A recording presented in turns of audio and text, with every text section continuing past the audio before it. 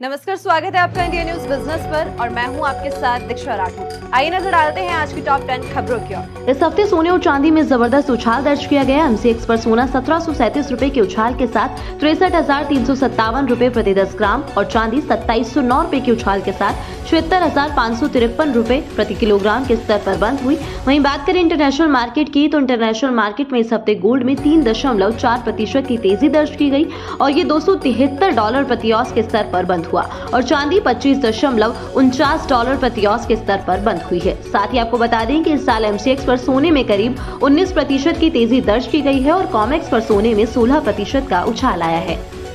क्या आप जानते हैं कि नोमुरा ने करंट फिस्कल ईयर 23-24 के लिए भारत के ग्रोथ रेट के अनुमान को 5.9% से बढ़ाकर 6.7% कर दिया है।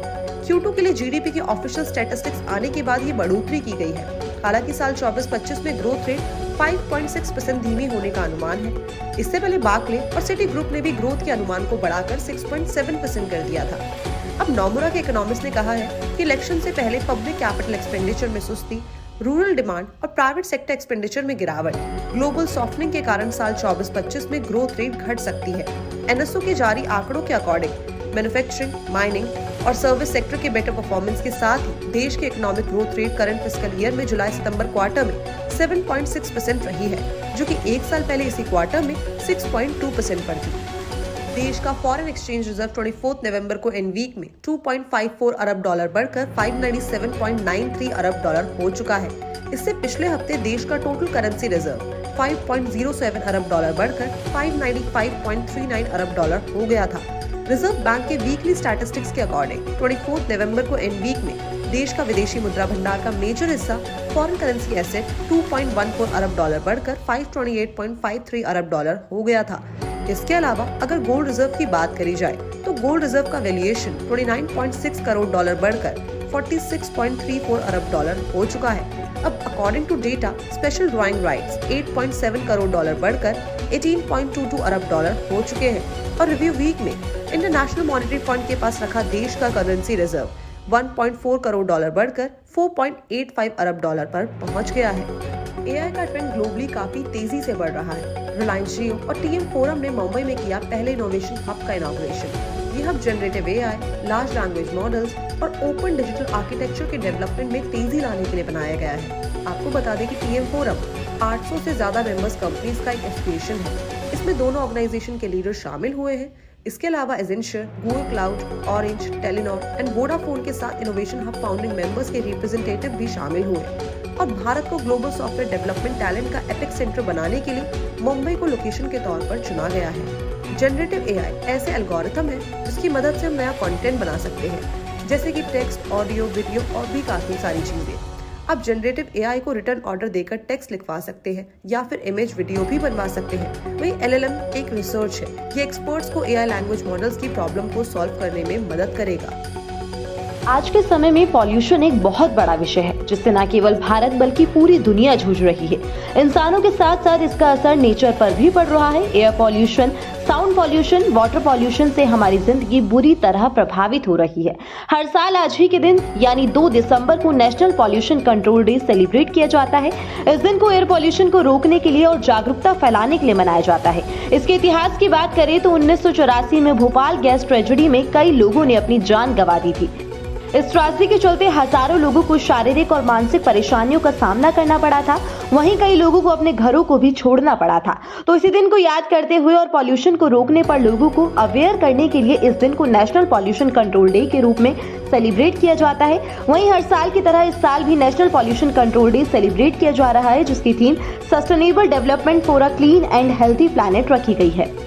हाई कोर्ट ने आदेश का पालन न करने पर सेबी यानी कि security exchange board of India को एक अच्छी खासी फटकार लगाई है। इसका कारण जो है वो कोर्ट ने बताया कि सेबी की जो जिम्मेदारी है वो जनहित में काम करने की जिम्मेदारी है और अगर सेबी ऐसा नहीं करेगा तो जो इन्वेस्टर्स हैं उनका मार्केट से विश्वास जो है वो उठ जाएगा।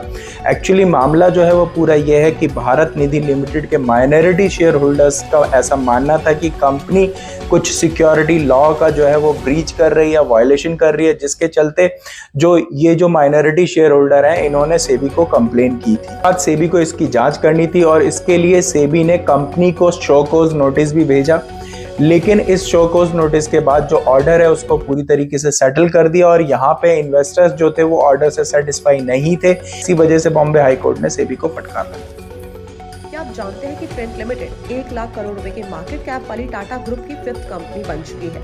ट्रेंट के शेयर शुक्रवार को कारोबार के दौरान 2% की बढ़ोतरी के साथ 2,840 रुपए के रिकॉर्ड हाई पर भी बंद हुए थे। इसी के साथ इसका मार्केट कैप 1 लाख करोड़ रुपए के पास पहुंच गया है। आपको बता दें कि पिछले 6 महीनों में स्टॉक ने 75% तक की ग्रोथ दिखाई है, वहीं पिछले 1 महीने में करीब 30% बढ़ा है। ट्रेंड के अलावा टाटा ग्रुप की 1 लाख करोड़ के मार्केट कैप वाली अदर कंपनीज में Tata consultancy service, Titan, Tata Motors और टाटा स्टील है। Trend retail concept based chains का एक पोर्टफोलियो ऑपरेट करता है। इसमें फैशन रिटेल वेस्टसाइड, ज़ूडियो और ट्रेंड हाइपर मार्केट शामिल है। ट्रेंड ने सितंबर 2023 क्वार्टर के लिए नेट प्रॉफिट में ईयर ऑन ईयर बेसिस पर 56% की ग्रोथ रजिस्टर की थी और कंपनी का टोटल रेवेन्यू 59% बढ़कर 2,891 करोड़ रुपीस हो चुका है। वेस्ट बंगाल के डायरेक्टरेट ऑफ कमर्शियल टैक्स जो कि स्टेट जीएसटी का हिसाब किताब देखते हैं, इन्होंने 4,716 करोड़ के फर्जी जीएसटी चालान रैकेट का भांडाफोड़ किया है। इसमें 4 लोगों की गिरफ्तारी भी की गई है। भारत के इतिहास में 1941 के बाद पहली बार ऐसा हुआ है कि किसी इन्वेस्टिगेशन ब्यूरो ने ये 4 गिरफ्तारी की है। इससे पहले अगर देश में कभी भी गिरफ्तारी की जाती थी तो उसकी गिरफ्तारी के लिए पुलिस की मदद ली जाती थी। रणबीर कपूर की फिल्म एनिमल का शोर तो रिलीज से पहले ही खूब हो चुका था। शुक्रवार को फिल्म थिएटर्स में रिलीज हुई और पहले ही दिन से इसने थिएटर्स में धाक जमानी शुरू कर दी है और रिलीज होते ही फिल्म ने सलमान खान की टाइगर 3 और सनी देओल की गदर 2 जैसी बड़ी फिल्मों को भी पीछे छोड़ दिया। रिपोर्ट्स के मुताबिक एनिमल ने पहले दिन 60 करोड़ रुपए से ज्यादा का कलेक्शन कर लिया है। रणबीर की एनिमल ने इस साल की दूसरी सबसे बड़ी ओपनिंग दर्ज की है। इसने 40.10 करोड़ की ओपनिंग करने वाली गदर 2 और पहले दिन 44 करोड़ से ज्यादा कमाने वाली टाइगर 3 के साथ साथ शाहरुख खान की बड़ी फिल्म पठान को भी पीछे छोड़ दिया है। रणबीर के करियर में ये सबसे बड़ा ओपनिंग कलेक्शन है। इससे पहले रणबीर की सबसे बड़ी ओपनिंग वाली फिल्म ब्रह्मास्त्र थी जिसने पहले दिन 36 करोड़ रुपए का कलेक्शन किया था। एनिमल ने पहले ही दिन से बता दिया है कि इसके आगे बड़े बॉक्स ऑफिस रिकॉर्ड छोटे पड़ने वाले हैं। अब ये देखना दिलचस्प होगा कि सोशल मीडिया पर जनता से मिल रहा सॉलिड रिस्पांस पहले वीकेंड में एनिमल को कितनी कमाई करवाता है। छत्तीसगढ़ के सीएम भूपेश बघेल ने ऑनलाइन गेमिंग और बैटिंग के इलीगल बिजनेस प्लेटफॉर्म और वेबसाइट पर रोक लगाने के लिए प्रधानमंत्री नरेंद्र मोदी को एक लेटर लिखा। इस लेटर में उन्होंने लिखा कि काफी लंबे समय से पूरे देश में जुआ और सट्टे का बिजनेस बड़ी तेजी से बढ़ रहा है। इसके थ्रू विदेश से इलीगल फंडिंग हो रही है और अब इस पर रोक लगाने के लिए सेंट्रल गवर्नमेंट के लेवल पर कार्रवाई करनी चाहिए।